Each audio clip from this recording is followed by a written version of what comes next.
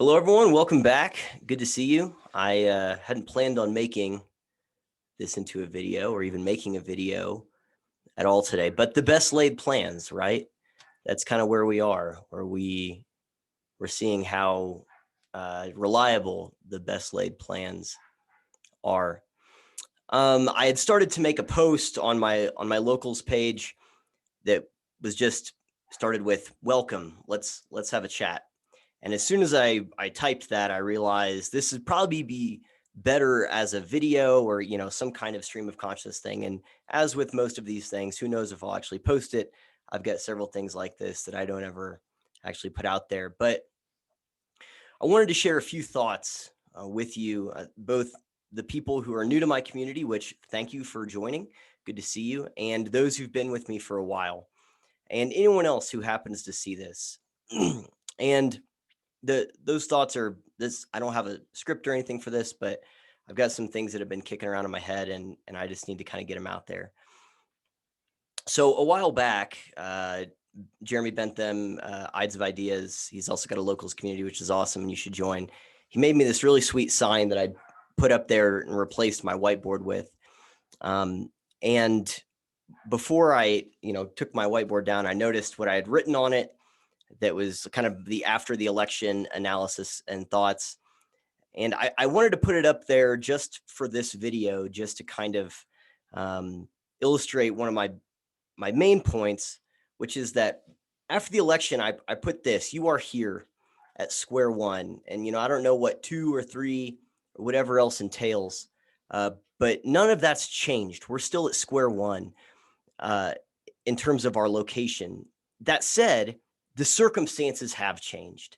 What you would maybe say sense of urgency, sense of seriousness, our overall sobriety and kind of somber mindset, I think, has been heightened. I saw someone tweet out a while back, a few days ago, that 2016 was the year of the red pill and 2020 or 2021 is the year of the black pill. And I think that there's probably something to that. But we're still at square one. We're still at a place of reestablishing, recalibrating. I did a post for the new year, or thoughts about going into the new year, about how now more than ever, we have got to really well calibrate our sense-making mechanisms, how we make sense of the world around us, how we make sense of events that are happening, how we make sense of the news, whatever we would call that. We need a new word for it. I don't know. Fake news might still work. I don't know. But that kind of legacy establishment media complex, we have to really, really, really be careful about how we try to make sense of what's happening. And that leads me to kind of a second thought that I have, which is right now, there are so many people who are looking around and just desperate for answers, desperate for someone to tell them, here's what's going on, here's what's going to happen, here's what you should do, here's what you need to know, here's what you can ignore, and and all of that. And as I said in the very first video I made after Parkland, whenever the news was just full of garbage, as it always is, but the thing that drove me to start making content in the first place was the fact that there will always be people who want to offer you something that's temporarily satisfying, that might calm you down, that's unnuanced. And it's the intellectual equivalent of a Whopper. It might be filling for the moment, but it has no nutritional value intellectually. But we still are desperate for those answers. We're still desperate for understanding. We're still desperate for someone to assure us it's going to be okay. And if it's not, tell us what to do in the meantime. That hasn't changed. But I think right now, there are way more people who are in that spot. And what that does I'll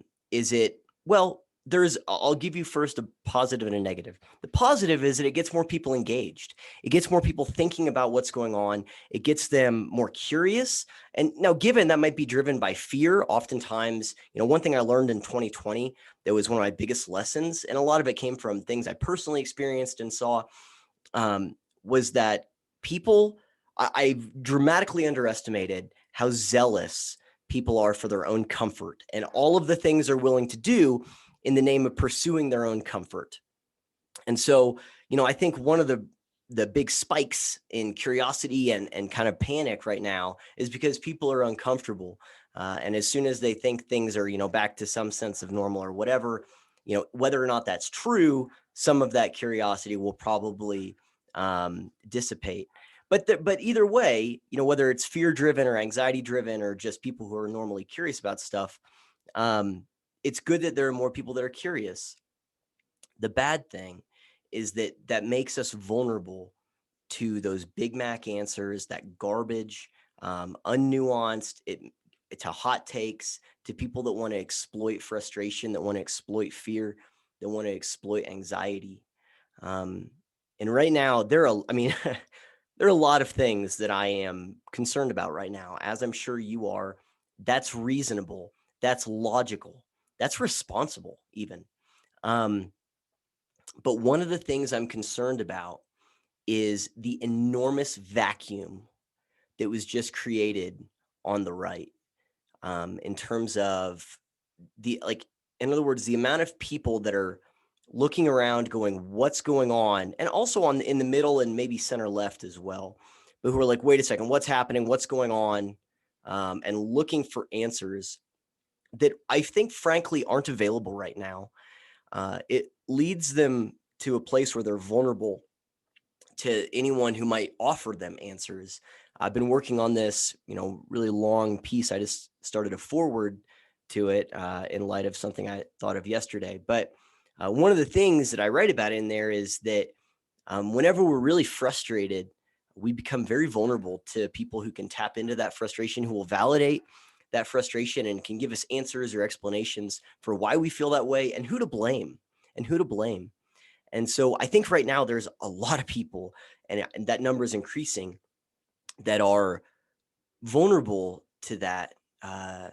I guess vulnerable to someone who could tap into that frustration because they feel a very real frustration. I'm frustrated. I'm pissed.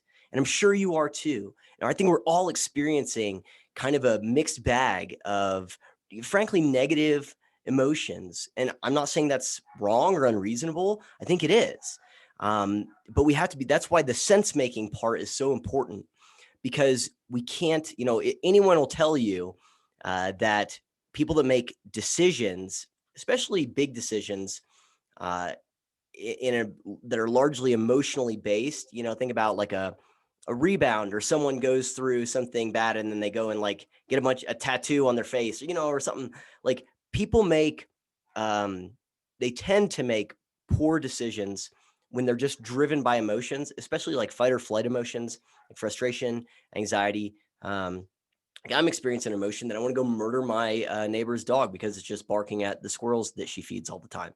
Like, that would be a decision I could make, but it wouldn't be very wise, although it's driven by a very real emotion and very real frustration. I'm frustrated that dog just started barking as soon as I sat down here. I'm frustrated that she feeds those damn squirrels and her freaking dogs bark at it all the time.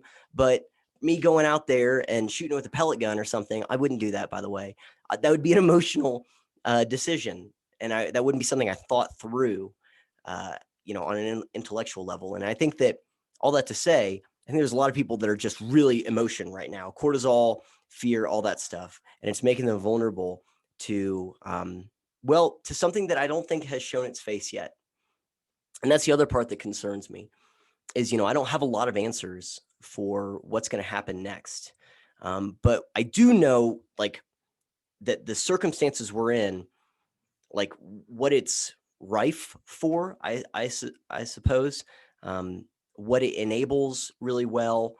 And one of those things, there's a lot of things there, by the way, but one of those things is that I think it's very possible for the left, by this enormous intellectual purge and attempt to create ideological hegemony on all these social media platforms and all this other stuff, that I think it's possible that someone could arise out of a podcast space or something like that, that would speak to these things, speak to this frustration.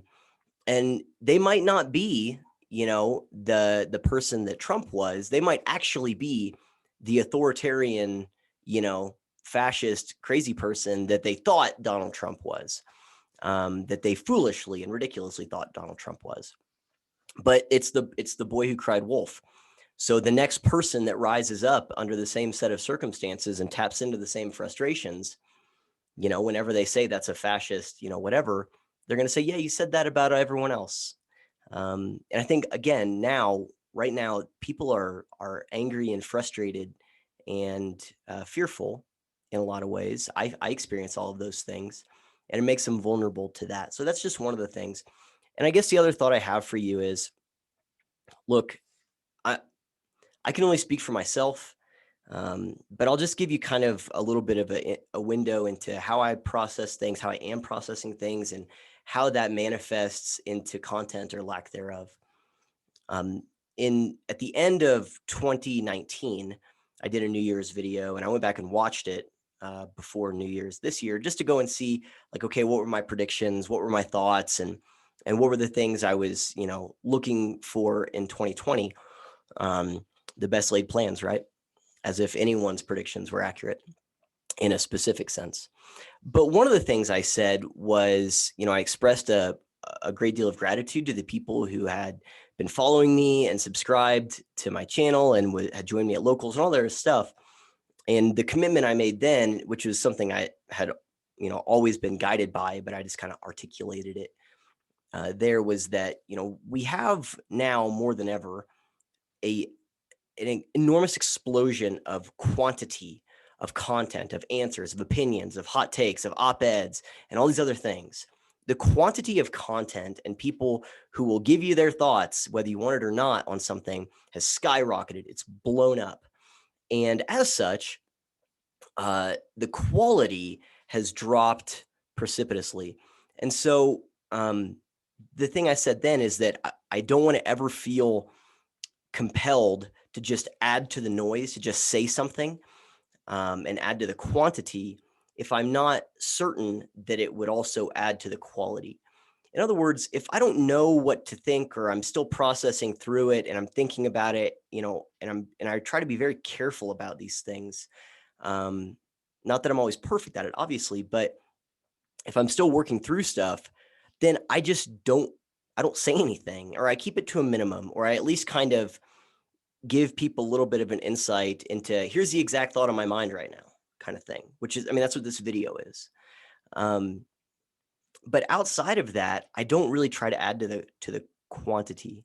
I'm sure there are some people that are adding a lot of really good quality right now, but one thing I would caution you against is anyone that has a bunch of answers right now, or is offering, it was just hot take after hot take or anything like that. And by the way, I have literally no person in mind as I'm saying this, just so that you know, don't try to read anything into this. But I would be highly skeptical of someone who's certain about our moment right now and all these other things. Like, I have predictions, I have opinions, I have, general thoughts about the trajectory of stuff. That's one of the through lines through my content, has been our societal trajectory and the trajectory of our social fabric and our unity as a country in the United States or the West, or just people more generally. That's been one of the things I've thought about. But my point is I have thoughts about all of those things, but I just, I don't know exactly what to expect. I was, someone tweeted at me earlier today, and they said, what's the purpose of all of this? What's the purpose of, and it was, I think it was about Amazon removing Parler servers. And I said the same goal that's driven a lot of these things lately, and that's just control, ideological control and hegemony. They've got it in the media, they've got it in news, they have it in education and academia. Got an email today from a service that my school that I work for, the district that I work for, signed us up for, and every single employee of the district who is, a teacher, got this. And it was a thing about how, teachers aren't just here to teach. We're here to also provide answers to kids and help them understand things, including how racism and bigotry drove insurrection at the Capitol or whatever. And whatever your opinions are about what happened at the Capitol, the idea that it was racism and bigotry that drove it is just insane. But either way, the person tweeted me and said, what's the goal? I said, it's just hegemony. They're trying to get it in everywhere that they don't already have it.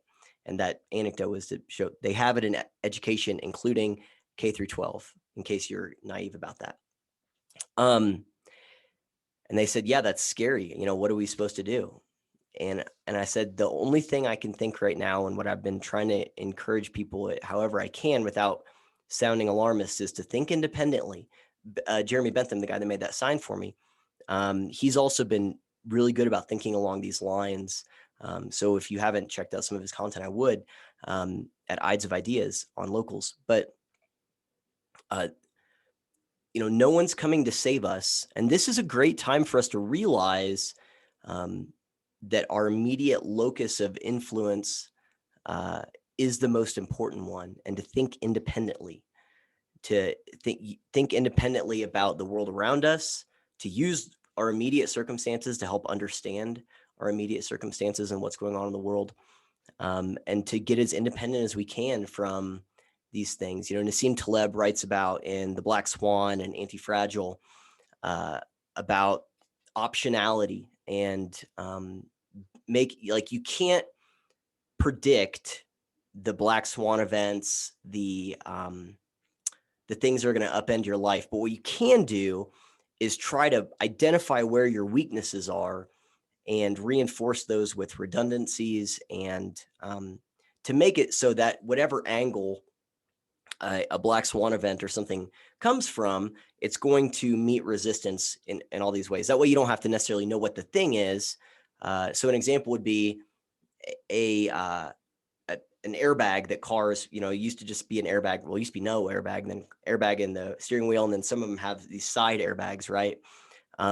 They weren't thinking about if the person is going to get hit by a Ford Focus or a Jeep Grand Cherokee.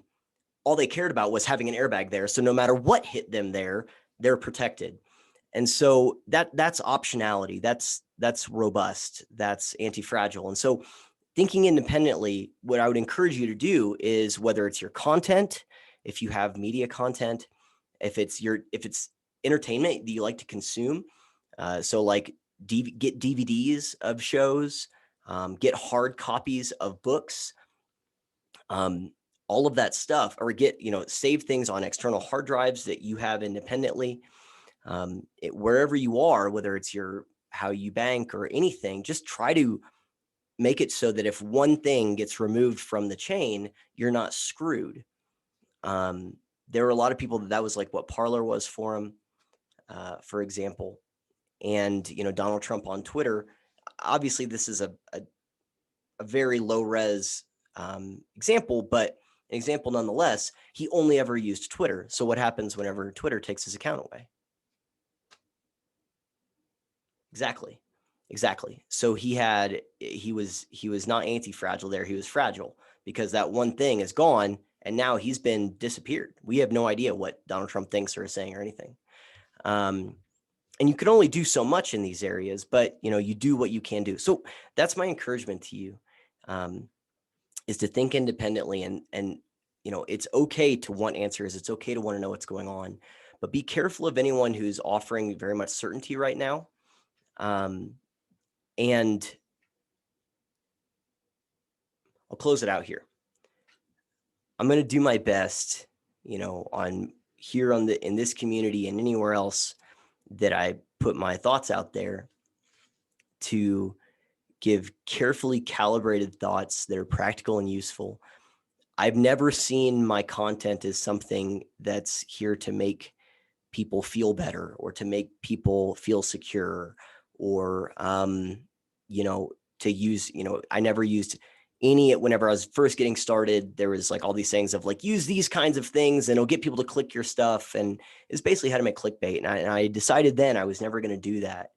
You know, the people that I really look up to in the content space, well, there's people all across the board, but there's a large percentage of them are people who aren't necessarily consistent in their content, but I know that whenever they do give me a thought, that they've reasoned through it well, they've thought through it well, and I know that they don't feel compelled to just give answers if they don't have them. And I respect that, and that's the kind of person I am. And so that's what I'm going to continue to do. I'm glad you're here. I'm glad you're a part of this community on Locals. I've seen a huge increase. I've talked to some other people who've also seen huge increases in their Locals communities. We're glad to have you here. But this isn't Twitter and it's not Facebook. I deactivated my Facebook account a while ago. We do have community dialogues. We do share things and think through things together, but I'm not going to offer you a hot take on everything as it happens. I might share news articles here and there, and I always want to hear your opinions and your thoughts. That's why I have a promo code so you can post for free. But as for me, I'm only going to try and give you thoughts and opinions and content if it's something I've really thought through. And I'm seeing a lot of my thoughts kind of coalescing, and I'm trying to figure out how I want to put them out there and how I want to go through them. I've talked to a few different people about doing some like collaborative things, and I'm not sure I want to do that before putting some of these other thoughts out there. So I don't know. But just know that the way that you come about getting through this time in this moment, it will probably partly come from these new online communities. I have no doubt that it will, because of how influential that space is.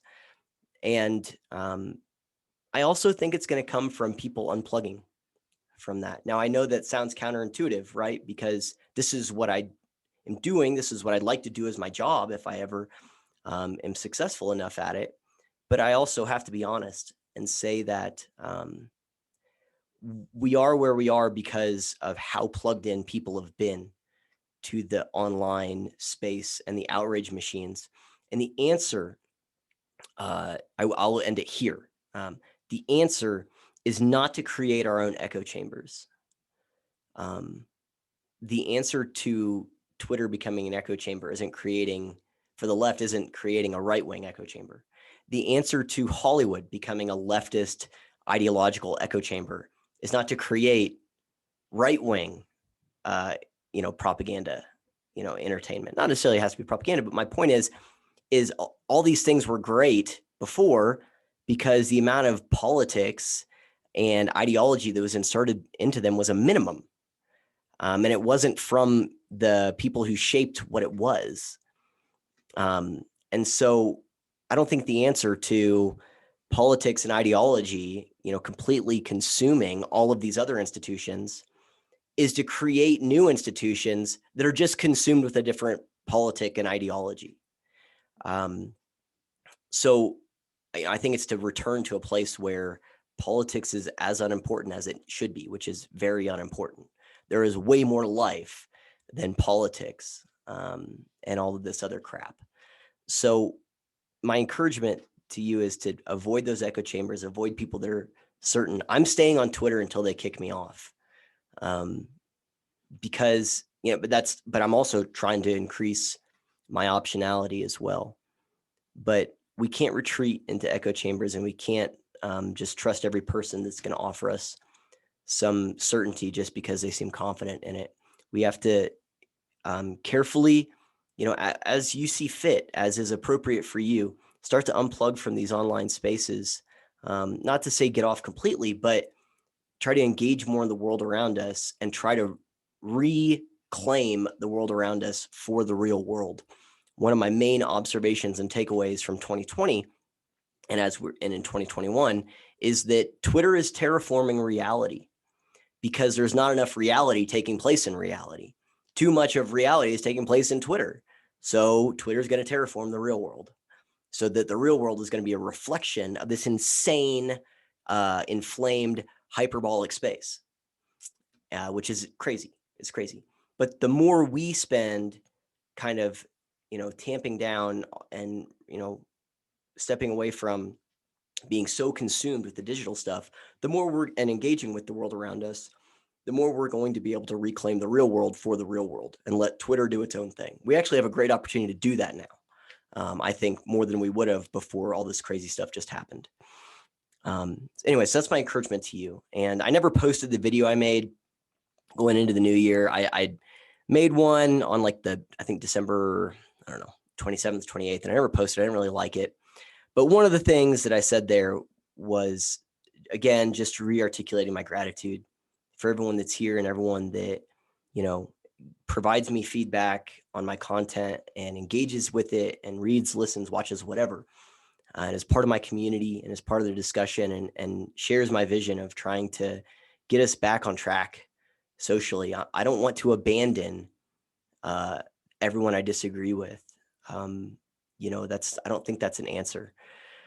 But we do have to come up with a set of answers for how we handle different groups of people that we ideologically have differences with. But abandonment and creating our own echo chambers isn't one of them. So everyone who, you know, kind of shares my my hopes and my fears and my aspirations for trying to get us back on track and has been a part of this journey, I want to say thank you, just because I never posted that video. And thank you to everyone who's new to this community. You know, hopefully it's for you. If not, I hope you find that. But just everything I said, I think it still applies. So, you know, we are going to get support from the online stuff, but it can't be the main thing. It can't be the main thing. Yeah. All right. That's it. I appreciate you watching. If this kind of thing you're into, please like, share, and subscribe on YouTube. Follow me on Twitter for however long it still exists. That's at My Mundane Mind. And the main one, of course, is locals, returntoreason.locals.com. I'm going to probably start adding more stuff to my ThinkSpot just to get that as robust as possible as well. I neglect ThinkSpot. Probably shouldn't, especially now. So anyway, all right, that's it. And hey, we're still at square one. We're still at square one. There's a lot of opportunity in square one, but there's a lot of obstacles in square one as well. But nothing good was ever obtained with no work, I don't think, probably. Yeah, I'll stand by that for now. You can provide some feedback and challenges if you think that's wrong.